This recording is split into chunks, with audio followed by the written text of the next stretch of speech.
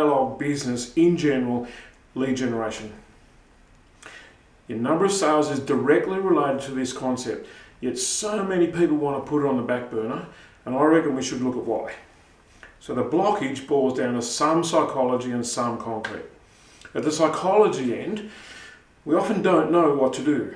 And if we ever find out what to do, we're reluctant to do it. Then we don't know if it'll work.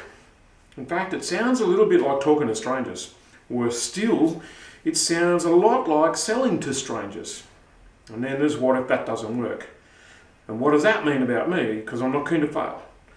And worse still, what if it does work? And can I handle that? So how do you fix these problems? Well, the short answer is head straight into them, that's how. Most of them don't actually exist. But if they did, running straight at them and dealing with what comes up would be an excellent way to start.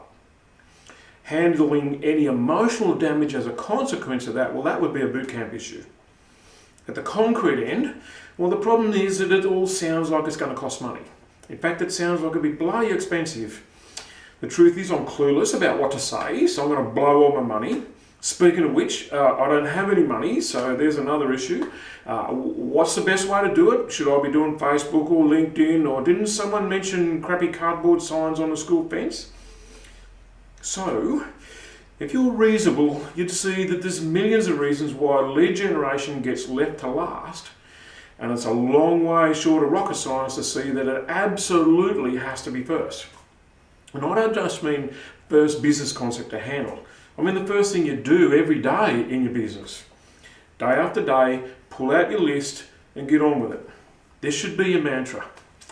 Find the next lead, find the next lead, find the next lead. So you'll see that Blondie's posted a list of 95 ways in which you can develop leads. Go through that list and take out the ones that you just can't do. You know, things like buy every billboard between here and the border.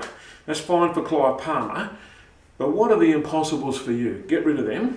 That might mean eliminating whatever needs cash up front, for example. Now take off the ones that you don't have the skills for. Now, don't worry about learning any of that stuff until you've made some money, then maybe. So the next step, having removed the ones you don't have the skills for, is remove the ones that take too much time.